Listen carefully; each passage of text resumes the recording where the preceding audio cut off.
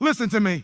Big problems, they don't disappear because you hide from them. They don't shrink because you keep pushing them off. They grow, they multiply, they get louder until they take over everything. That's why you've got to face it head on. Don't dance around it. Don't sugarcoat it. But don't hope it fixes itself. The longer you wait, the harder it gets. If something is blocking your progress, hit it before it hits you. That's how you take control of the situation. You stop letting the problem write the story and you pick up the pen. And I get it. Sometimes it feels too big, too complicated. You look at it and you're like, oh, where do I even start? Here's the trick, break it down, then break it down again. A giant problem is just a pile of smaller problems wearing a trench coat. Slice it up until you're holding something you can actually do today. And when you finish that piece, take the next one.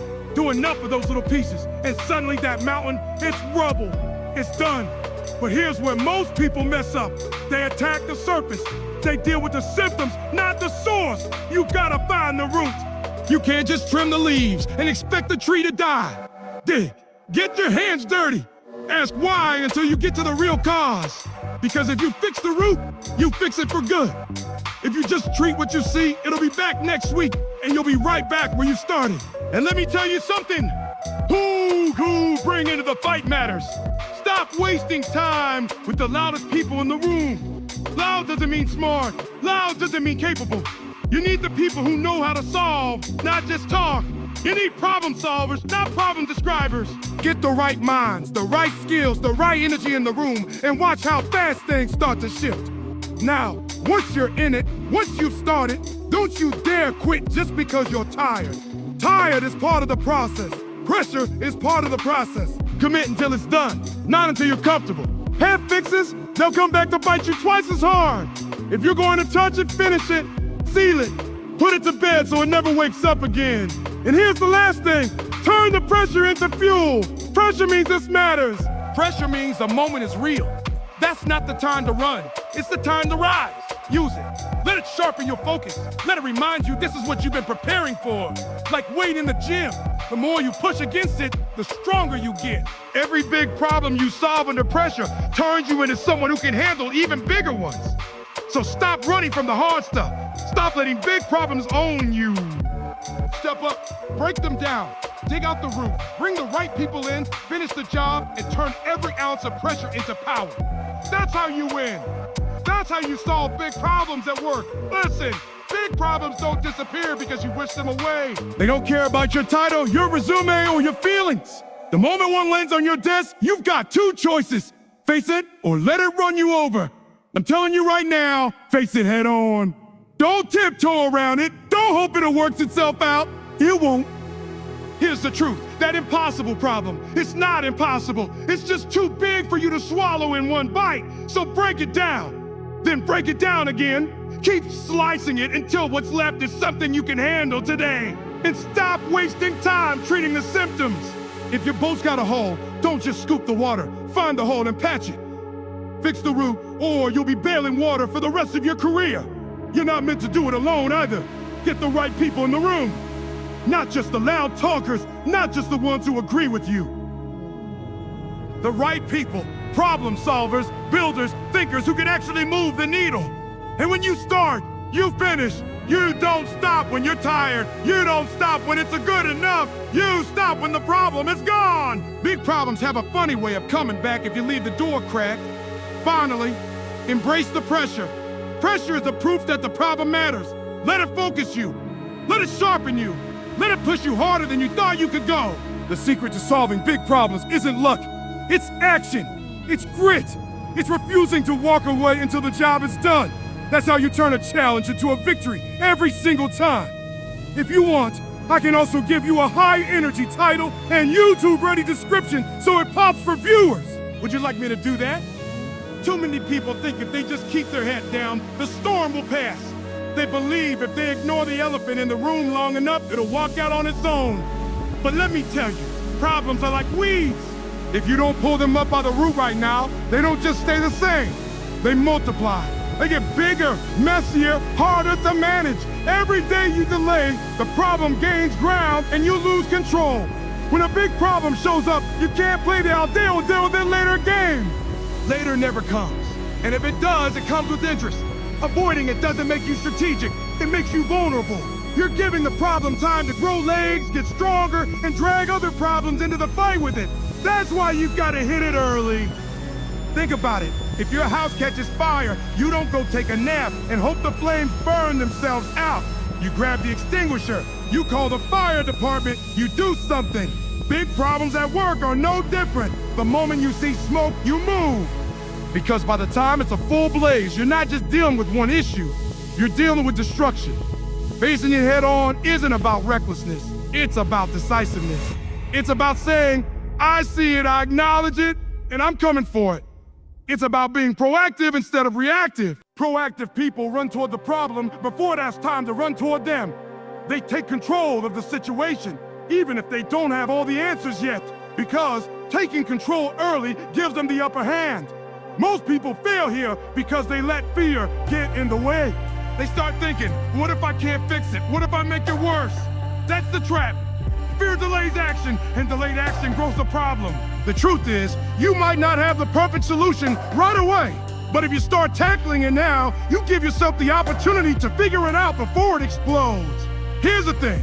Problems are always easier to handle in their early stages. A disagreement between two coworkers is easier to solve before it turns into a toxic team culture.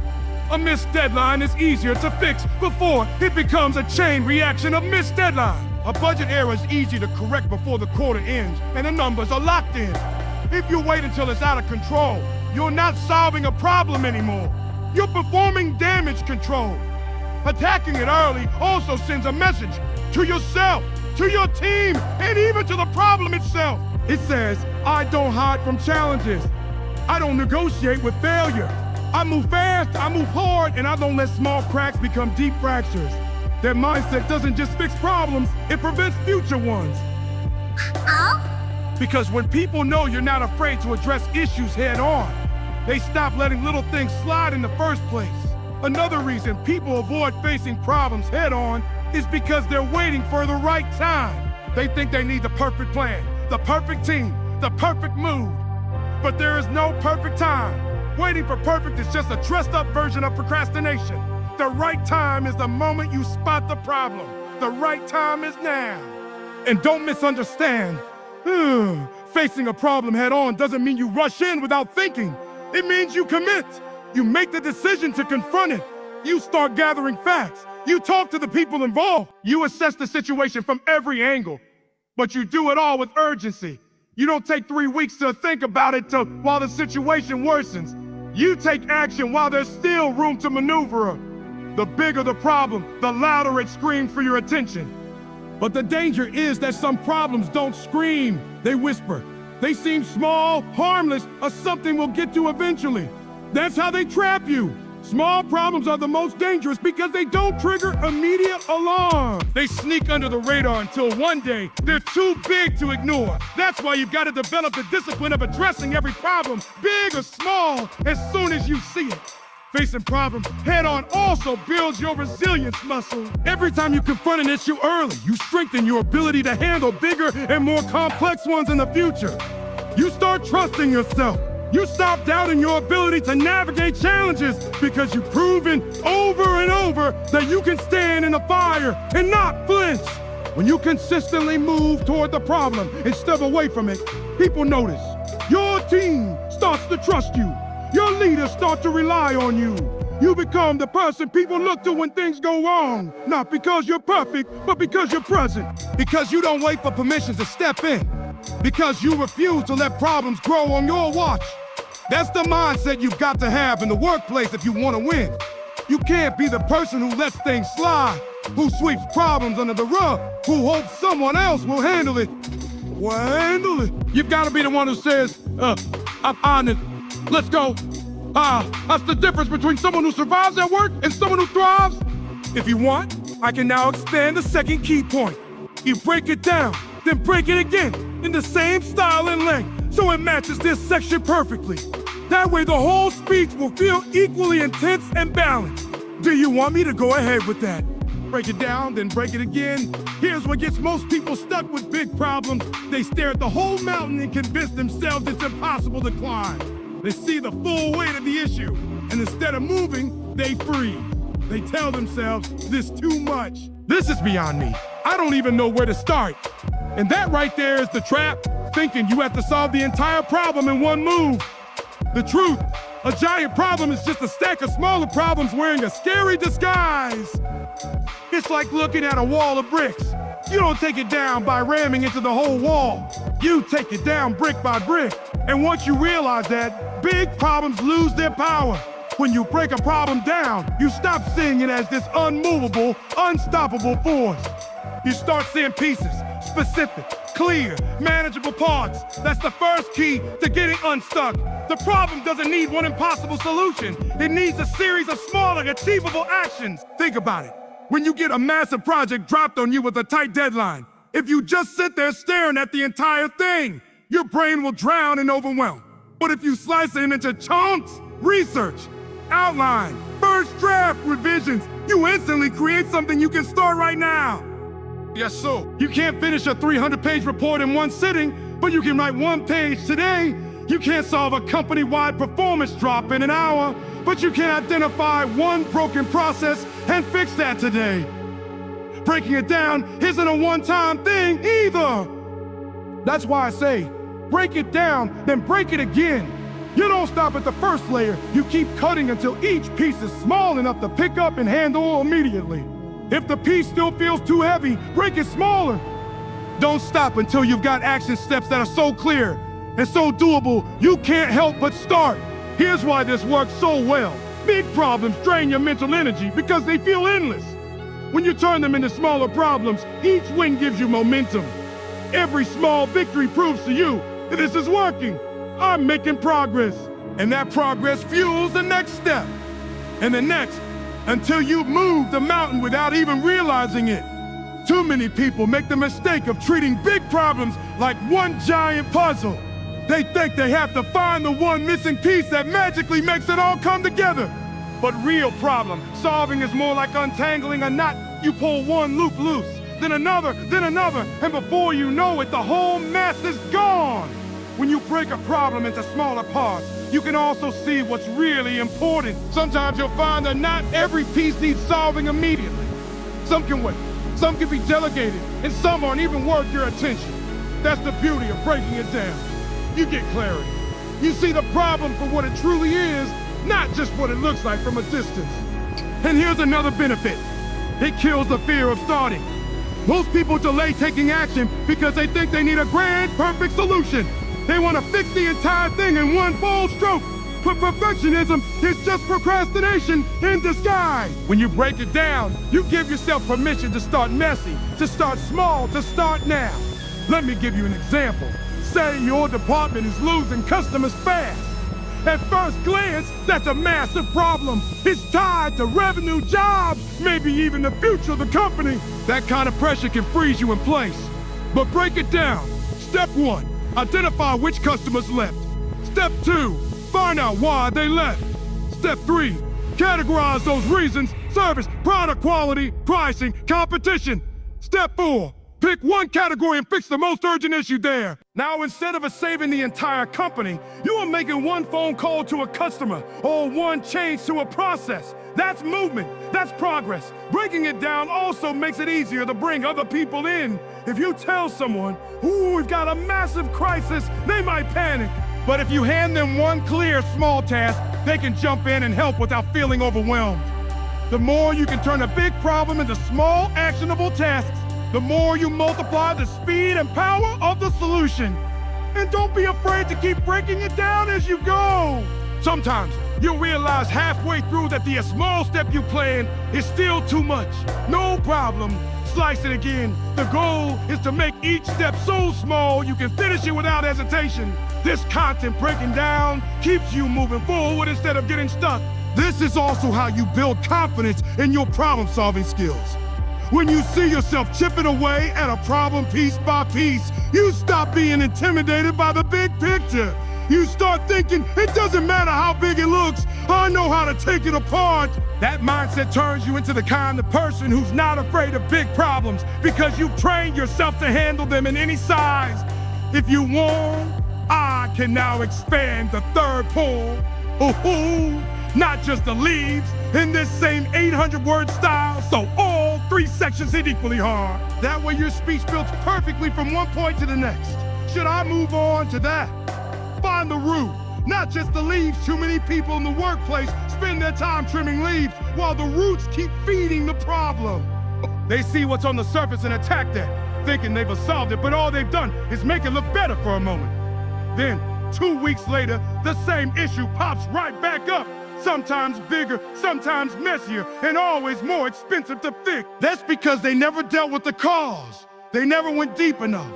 If you want to solve big problems for real, you can't be satisfied with surface-level solutions. You can't just patch it up and hope it holds. You have to dig until you find what's actually driving the issue.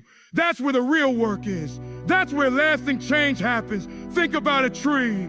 The leaves are what you see. They're easy to reach, easy to clip, easy to make look neat for a while. But if the roots are rotten, those leaves will keep dying no matter how many times you trim them. The same goes for your workplace problems. Maybe sales are down. Maybe deadlines are being missed. Maybe turnover is high. If all you do is treat what's visible, throwing in a quick training, offering a temporary bonus, holding one pep talk, you're not solving it, you're just hiding it. Finding the root means asking the hard questions. It means not stopping at the first answer you get when you ask, why did this happen? The first answer is almost never the real one. You have to keep asking, why did that happen? And why did that happen? You keep drilling down until you hit the bedrock truth. For example, let's say a project missed its deadline. The surface answer might be the team fell behind. But why? Maybe they were waiting on information from another department. Why? Why was that department late? Maybe their manager didn't prioritize it.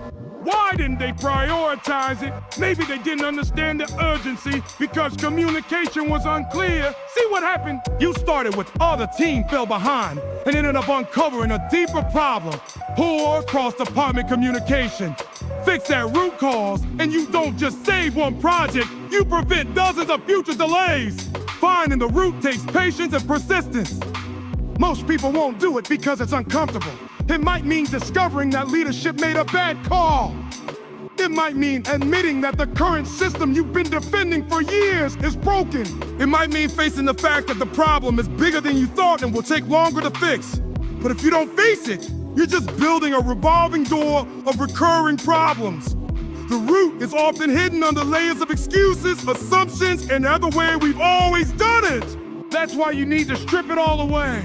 Look at the data. Talk to the people actually doing the work, not just the ones reporting on it. Listen for patterns.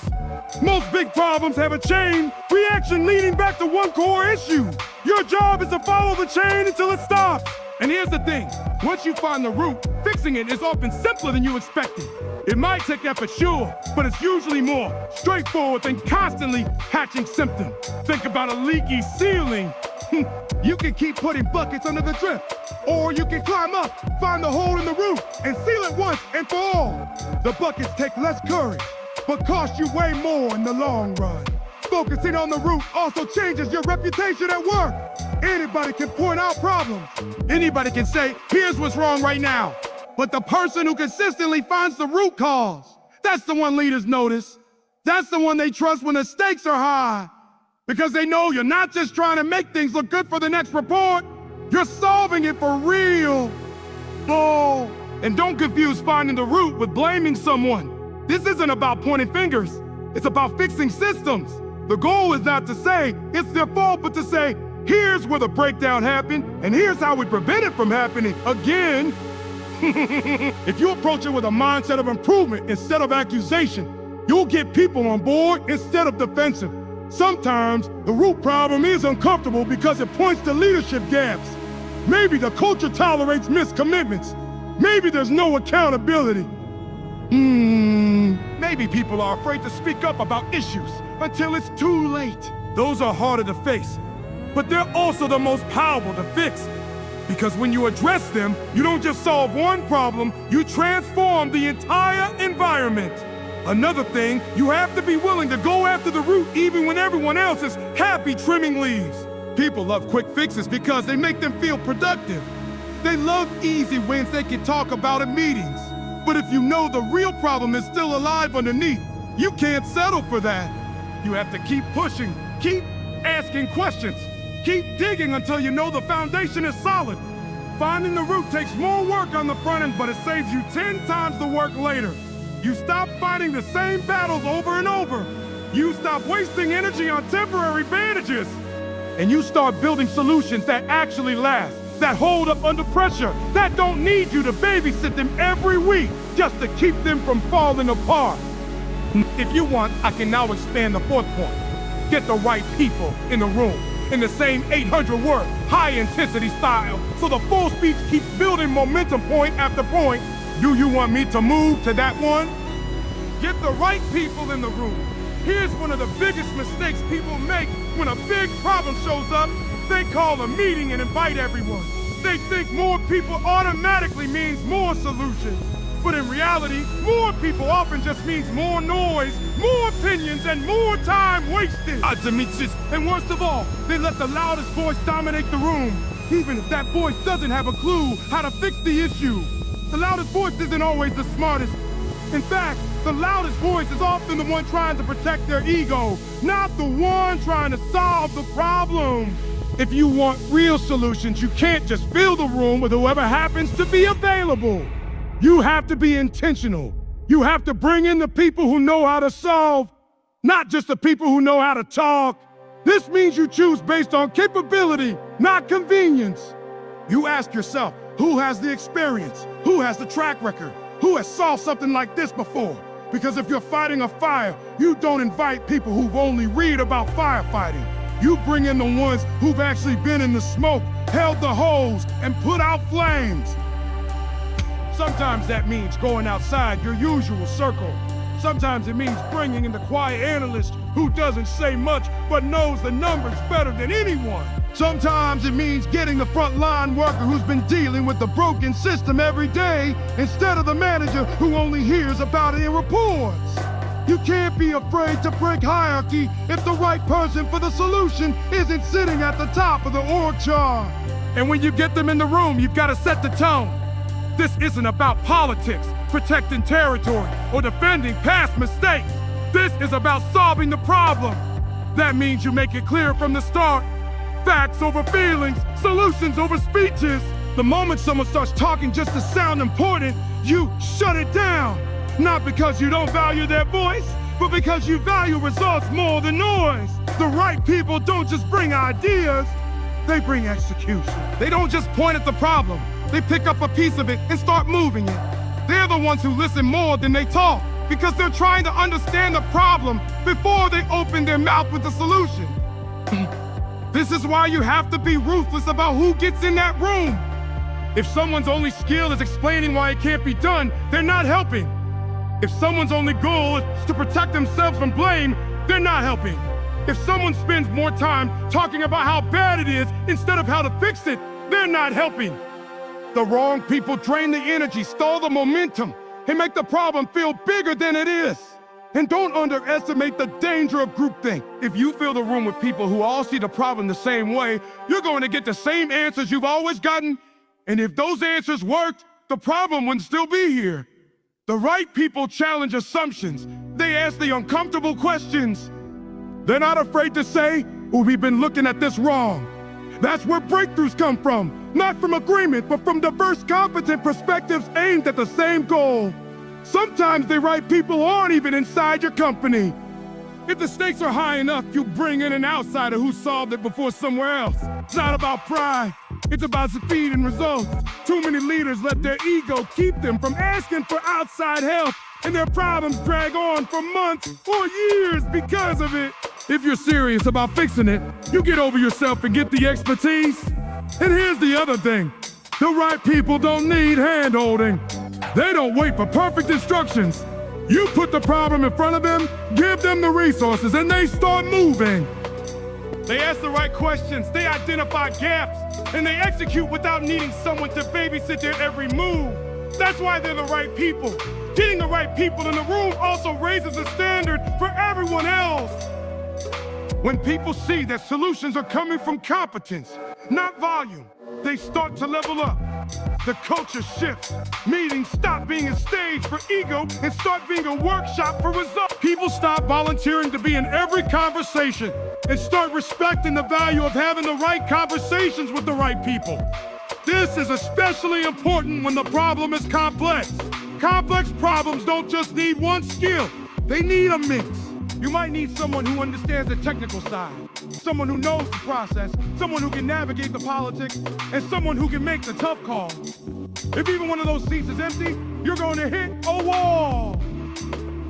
That's why you have to think like a strategist when you decide who's in that room. The right people bring clarity. They cut through the noise, get to the facts, and start building solutions instead of stories. They don't waste time debating things that don't matter. They know the difference between a distraction and a core issue, and they keep the conversation where it needs to be. And once you've experienced the difference of having the right people in the room, you'll never go back to the old way. You'll stop inviting everyone just to make them feel included. You'll stop letting the loudest voice steer the conversation. You'll stop wasting hours on meetings that look busy but produce nothing, because you'll have seen what happens when you gather the right minds, point them at the problem, and let them do what they do best. If you want, I can now expand the fifth point. Come in till it's done, not until you're tired, in the same style so your full speed keeps building without losing intensity. Should I move to that next? No? Commit until it's done. Not until you're tired. Most people don't fail because they start slow. They fail because they stop early. They run hard for the first mile, then quit when the pain shows up. They put in the effort until they're uncomfortable, then start looking for reasons to tap out. And that's why problems keep coming back, because the fix was never finished.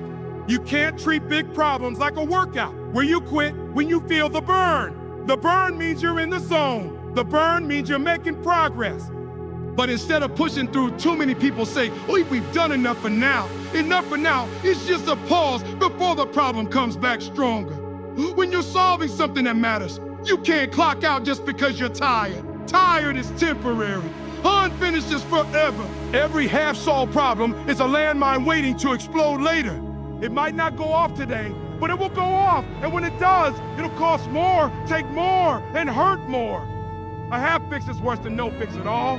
No fix, at least, forces you to face the problem head on later. A half fix tricks you into thinking it's handled, so you stop paying attention. You let your guard down.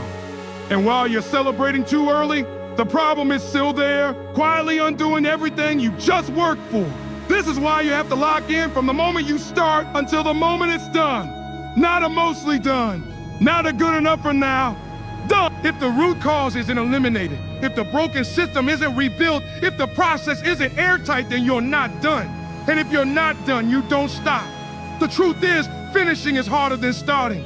Starting feels exciting. Starting feels like progress. Finishing feels like work. By the time you get halfway through, the adrenaline is gone. That's when discipline kicks in. Discipline says, I'm not here for a head start. I'm here for a finish line. And here's the thing. You can't wait for motivation to carry you. Motivation is a guest. Discipline is a resident. Motivation shows up when it feels like it. Discipline shows up every day, no matter how you feel. If you only work when you're motivated, you'll never finish anything that matters. But if you commit to seeing it through, no matter how tired you are, no matter how boring it gets, no matter how much resistance you face, you'll finish when others quit. This commitment is the difference between temporary relief and permanent solutions. Anyone can put a bandage on a problem. Real leaders stitch it up, disinfect it, and make sure it heals completely. That's the only way to make sure it doesn't get infected and come back worse than before. Finishing also builds trust. Trust with your team, your clients, and yourself. When people see you finish what you start, they stop worrying about whether the job will get done. They know if you touch it, it's handled. That reputation is priceless. But you can't build it if you keep leaving jobs 80% done. And don't forget, finishing teaches you things starting never will. The last stretch is where the real lessons hide. The obstacles you hit at the end are different from the ones you hit at the beginning. They test your patience, your creativity, your grit. If you quit early, you rob yourself of those lessons. Sometimes you'll have to dig deeper than you thought possible. The plan will take longer, the cost will be higher, the resistance will be stronger. That's when most people fold. That's when you double down. Because that extra mile is where the problem finally breaks. That's where the shift happens from a we're working on it to it's done. When you commit it till it's done, you also set a standard for everyone around you. You stop accepting half effort and half results. You stop letting people slide by with almost. You create a culture where the only acceptable outcome is completion. That standard will drive out the people who aren't built for it and attract the ones who are. Here's the reality: there will always be a temptation to stop early. You'll tell yourself it's good enough for now. You'll want to move on to something easier or more exciting. You'll convince yourself the problem isn't really that bad anymore. That's the moment you have to catch yourself. That's when you remind yourself why you started, what's at stake, and what happens if you walk away before it's truly fixed. Big problems don't die easy. They fight back, they stall, they throw distractions in your way. But if you've made the decision before you start that you won't stop until it's handled completely, they can't survive. They might wear you down, but they can't beat you unless you quit. And if quitting isn't an option, finishing is inevitable. If you want, I can now expand the 6th point, turn the pressure into fuel, in the same 800-word, high-intensity style so your full speech hits with maximum force from start to finish. Should I move to that next? Pressure isn't the signal to panic. It's the signal to lock in. It's proof that the problem in front of you actually matters. If there was nothing on the line, you wouldn't feel it. That tightness in your chest, that voice in your head asking, what if I mess this up? That's your body telling you the stakes are real. And that's exactly why you can't back off. But see, most people treat pressure like a warning sign to slow down.